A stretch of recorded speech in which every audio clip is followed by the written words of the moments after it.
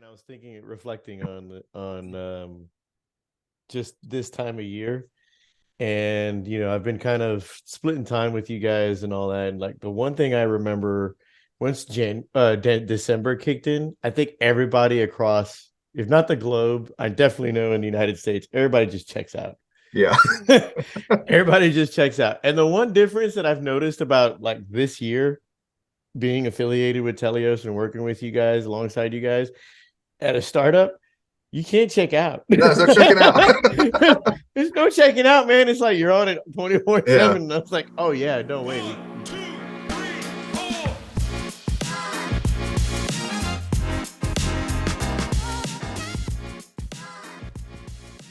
Hello and welcome everybody to the December 2022 Ask Us Anything for Telios, the second of the year and the last. I want to thank Gareth for joining us today. Yuri is on a very well-deserved vacation for the week, enjoying some time with the family. So we will be joined by Gareth today to kind of close out the 2022 year, talk about some of the things that are going on right now, and kind of do like a really quick retrospective on the 2022 year for Telios. I want to first of all invite everybody, since you're here, like, subscribe, unsubscribe, resubscribe, check us out on Twitter, all those things. We have a Discord channel. If you downloaded the app, if you haven't, download the app, give it a check it out, give us some feedback. We're constantly checking the Discord, constantly working within our community. And I noticed that I did not introduce myself in November. I'm Charles Rodriguez. I've been working alongside Gareth for a couple of months now. He and I, we've worked together for several years. Felt very passionate about what Gareth and Yuri were building and had an awesome opportunity to join the Telios team and want to continue to be able to do stuff like this for Telios going forward and just working with customers. And the philosophy that Gareth and Yuri have put together is very big in my heart. So it's been a joy to do this, Gareth, and I look forward to doing this some more in 2023. Moving on, so we're going to be talking about some very hot topics. We got some feedback from our users about some of the big things going on. We want to give an update on mobile. We'll talk about some of the email deliverability issues that we've seen out there, and just kind of continue that transparent conversation with each and every one of you. We'll do our year in review. We'll have the 3 questions that we're going to ask Gareth, and then the questions from you, the users, that you put into our Discord channel. So we'll bring those to the table today. If you're interested in participating in these Ask Us Anythings, join the Discord server. We've got a channel specifically dedicated for it, and all questions are brought forth to these sessions. So Gareth, for December, we've been working on mobile. Mobile is something that's been on the forefront of a lot of folks' minds out there. It's been a lot of work putting it together. It's a lot of complexity around creating a mobile app for Telio. So I wanted to open up the floor for both of us to kind of discuss some of the things going on with mobile. We did put out a newsletter in mid-December, kind of giving a preview. We wanted to show you all that, hey, it's out there, it's being built, it's really close, but there's some things that we want to make sure that we address before we put it into your hands so you have a good experience. So Gareth, tell us a little bit about what's been going on that front. Yeah, so as everyone's well aware, we've been working on mobile for quite a while, actually a little over a year now. We started working on it last November of 2021.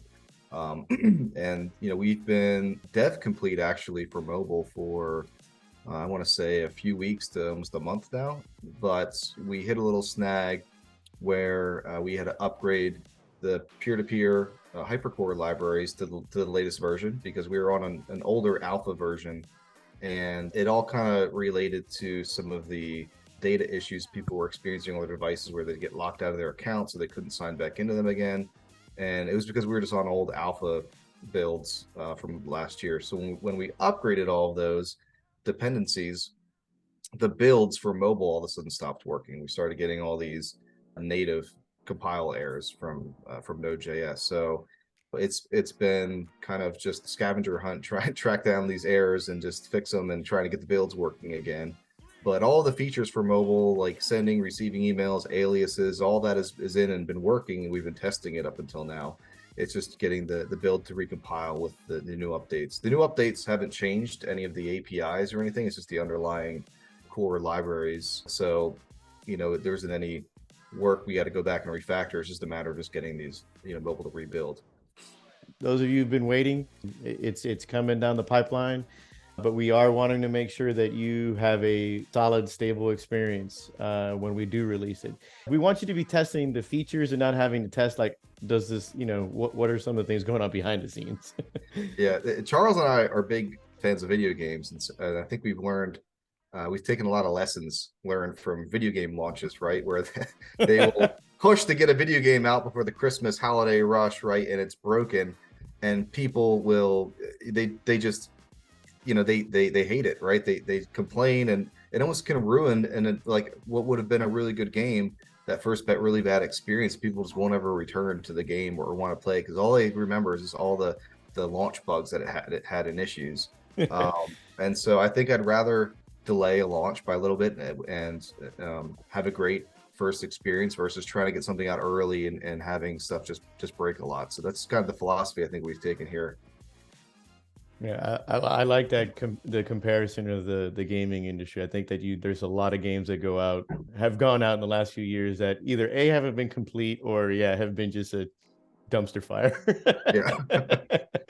And that's not to say that we haven't had issues, leading up to this point too. 'Cause we have had issues. We're it's a very new technology. Nobody's really tried to do email like this on the internet yet, so there's going to be lessons learned. And there's going to be issues here and there, which is why we're still in beta, right? This is anybody using Telios at this point should be using it knowing that it is not in a V1 state as of yet. We're very close. I think after mobile gets out, after mobile domains, we'll be looking to finalize a V1 state, at which point it's ready to do whatever you need to do, and you can fully switch over to it as your primary email. But until those things are out, it should be used with that in mind. We wanted to kind of touch on email deliverability issues we had too this morning. For those of you over the past few months, you probably noticed like every once in a while you have some emails that will just seem to get stuck in the pipeline and not get delivered. And so the issues there have been, all of your emails are in a decentralized storage, right? So we've got SIA and we've got IPFS delivering your emails, and we use a node to upload those files to SIA and retrieve them through IPFS. And the nodes have been getting DDoS attacked, or they've gone down, or the hardware, has been overloaded, which has prevented some folks from being able to retrieve the emails. Like they have to retrieve them later, or there's an issue with uploading the emails, right? So your email would come in, and we would try to send it out to decentralized storage, but the node we tried to use was being overloaded, and then your email would just get dropped because we as Telios, we never store your email on our system. Just kind of, it's a proxy, just passes right through and goes out. So if where it goes out, if it gets dropped, then it kind of gets lost in the ether.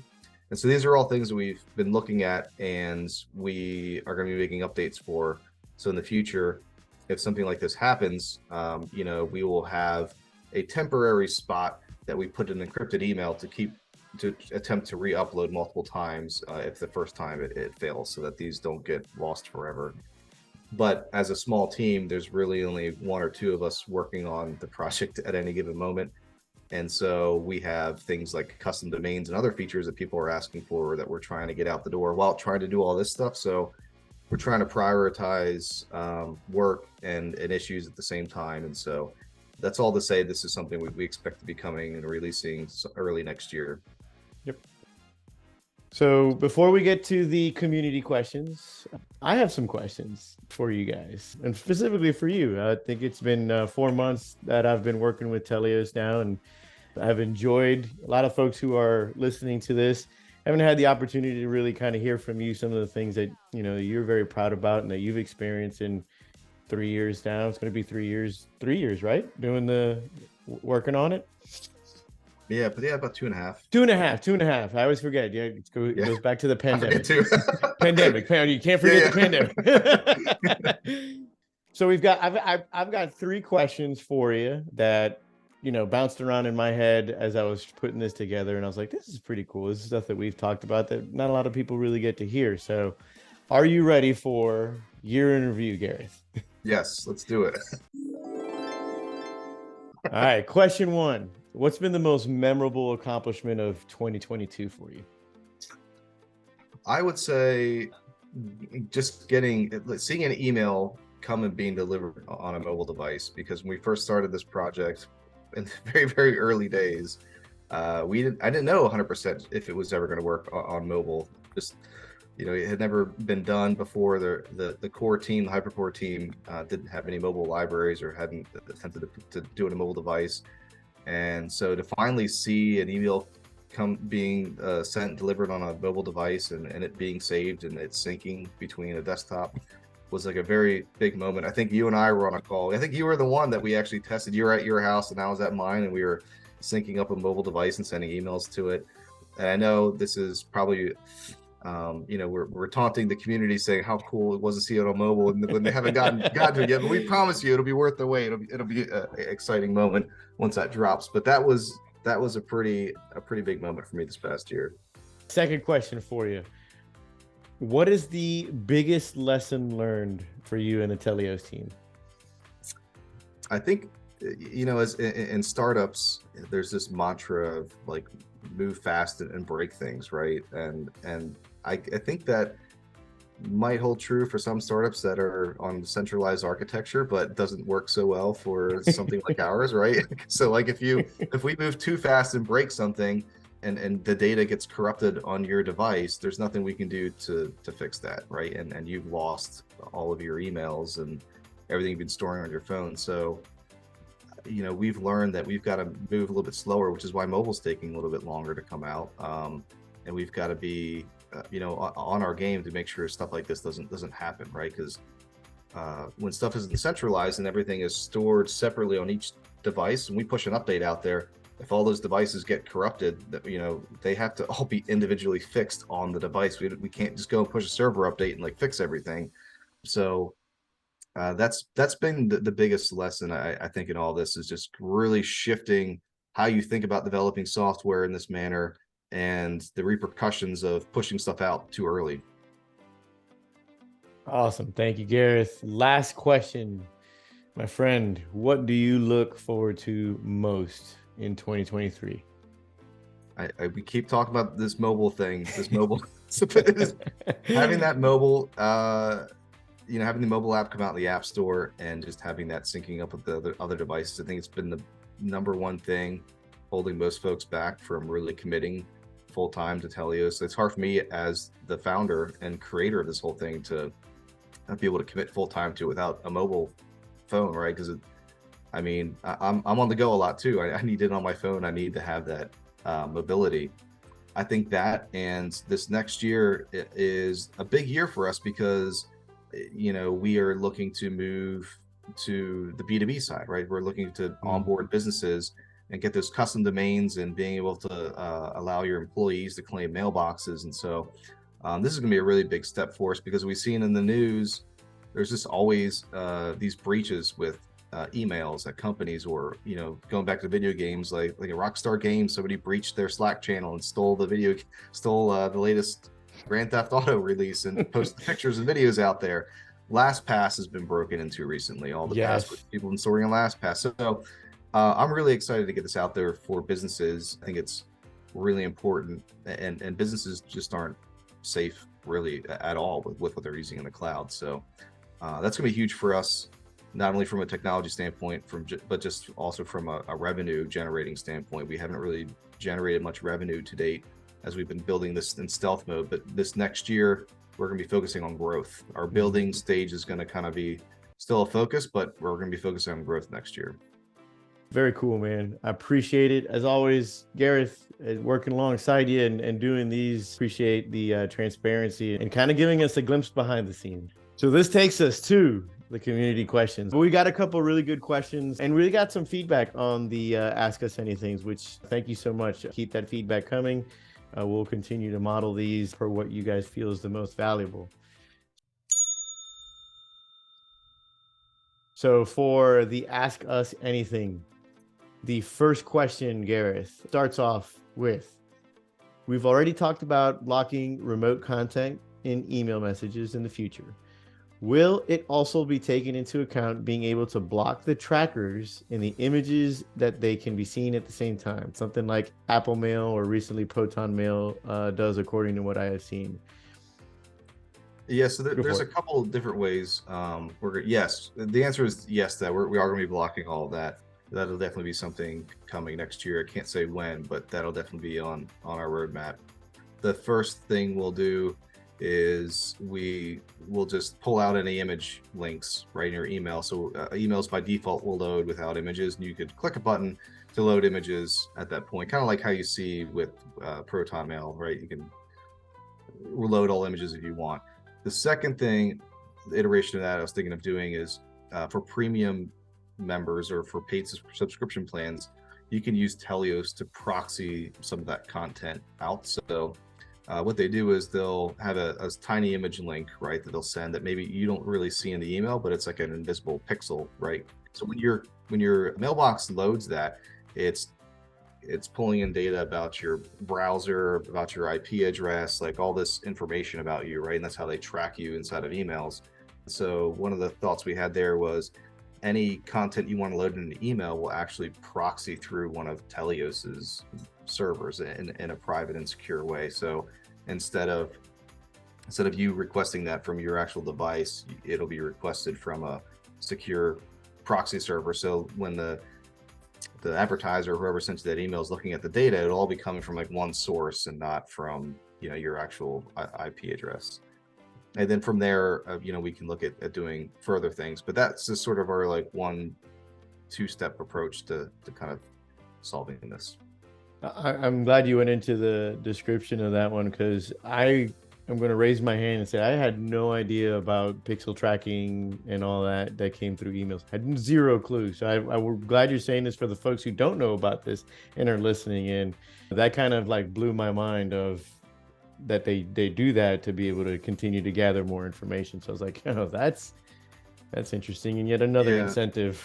Yeah, they'll even like if you've seen some email providers will have a way to notify you when somebody's read your email, whether they've gotten or not. It's the same thing. They'll put an invisible pixel image in there, and when that pixel image loads, it's going to a URL that the person who sent you an email can see. Okay, yes, they've loaded this URL, therefore that means that they've opened the email and loaded. The only way to load that image, right, is if they open the email. That tells you that you've opened it. So if you don't ever load that content, if you strip out those images, they never load it, then they won't know that you actually opened the email or not, and it becomes more private. God, that's wild, man. Second question: why Telios? Talking about the name, they want to know about the name. Like, why is it that you chose it? And was there any like reason behind it? Anything special to you and Yuri? No, nothing special to us. I think I came up with the name at like 2 a.m. I think during one of those pandemic days where you and I were working at the bank, and I was just like trying to think about names. I was originally thinking of something like that had the word telecommunication or something in it. And so I was playing around with like different names. So I started with TEL, and then I was like, oh, TEL.io. Obviously, all these things were taken already, right? And it's like Telio. I was like, what about Telio? Telio was taking, and then I was like, we just put an S at the end of it, like Telios. Telios was not taken, so the TELios. And then I was like, I don't know, but like, what does it mean? So I actually went and Googled some stuff, and Telios is actually like a Greek word. I didn't know this, but it meant complete solution in Greek, which I thought, oh, this is kind of cool because it kind of is like the next iteration or the next evolution of email, like a more complete solution than the one we have today. So I was like, or for communication in general, it's like the TEL and then Telios for the complete solution. I was like, oh, this sounds awesome. So we went with that, and it's easy to say. It's really short. When people type in an email address, they didn't want to put in something really long. Like I think Tutanota, it's like a mouthful when sometimes I type that in. It's a tongue twister too. Yeah. I like it, man. I really do like it. Yeah, neither of us are Greek, by the way, or speak Greek. But it was funny when before we had any SEO on our website, if you typed in Telios, you get all these like Christian websites, like talking about like the Greek names for things, and like I was like, man, we are scoring so low that these websites are like ranking higher than us on Google. I think that's when we like when we hired that agency to get our SEO up a little bit higher. We're like, yeah, this is we're in some desperate need of help here. Awesome. Awesome. Third question. And this one actually goes really well with some of the things that you were mentioning about 2023.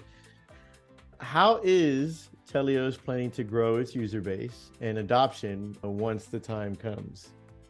Yeah, so that's a really good question. It's something that's been on our mind a lot. And I think I think the early stage of Telios, we've been focusing on actually just building the core, base layer of the app, right? Because like we were saying before, it's very hard to commit to an email service that you can't use on a mobile phone, or that you can't hook up your own domain to, right? So that really alienates a lot of people from using this as a serious, email service.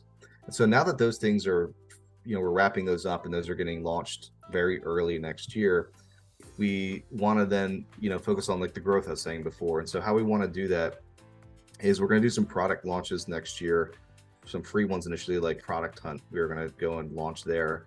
And then, we've been also in the money raising mode lately as well. So we're raising a little bit of money. Some of that we want to put towards some influencers. So Telios being a private service, we don't know really anything about our customers. We don't know where you all live. We don't know where you're located. We don't know your first and last names. We don't know what age or sex you are. Something that most services know about, right? Because they've got all this tracking in their service.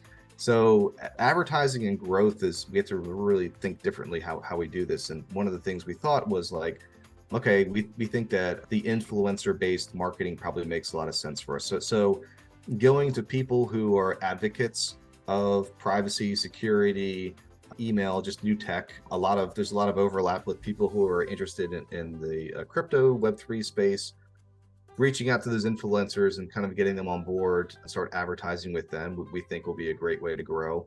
And then also through businesses. So we think, one way that we really grow the service is through companies using it. So Charles uses it, or whoever uses it, that's really just one user. But if we get one business and they've got 100 employees or 50 employees, that's, that grows the network a lot bigger and a lot faster. We also think that a lot of our individual users also work at companies, right? And are in the tech world that might need the software, or they own companies. And so we think it'll be like this network effect of people using it for B2B and bring it into their businesses. And then once maybe the employees use it and they think, oh, this is really cool, I want to get this as my personal email. So that's been what we're kind of looking at for next year. Yeah, we don't have millions of dollars for advertising, so we still have to really grassroots this. We'll probably look at doing affiliate marketing. So we'll have codes that people can give out, and maybe you can get money for everyone you get to sign up and create an account with, right? We'll do some type of revenue sharing model to get folks motivated to share the other platform. Very cool. And then the fourth question, which we've seen, I think, floated, it wasn't in the channel, but I think you've gotten some questions about this one in the past, and you mentioned it earlier. What are the differences between IPFS and SIA? Yeah, so there's all these crazy acronyms right out there in Web3 world, and like it makes your head spin first getting into this. There's just so much information out there, right? Especially if for people who aren't tech folks. I've got a lot of respect for somebody who's not into tech and is trying to learn about this and figure it all out, because for somebody who's been in tech for 14 years, it's difficult for me to like pick up some of this stuff sometimes. So kudos to anyone out there trying to learn all this. But IPFS stands for Interplanetary File Service.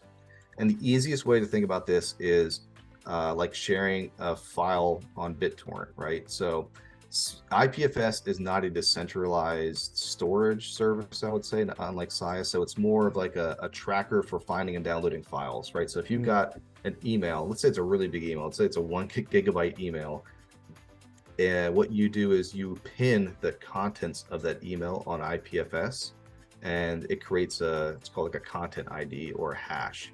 And that hash represents all of the bits and bytes that make up this file or this email. So if you had a picture of a cat, it would give you an address to that cat. And if you changed one pixel anywhere in that cat image, it would give you a completely different address. And so it's been a really nice and secure way to share information, knowing that what you're downloading and sharing is always exactly the same.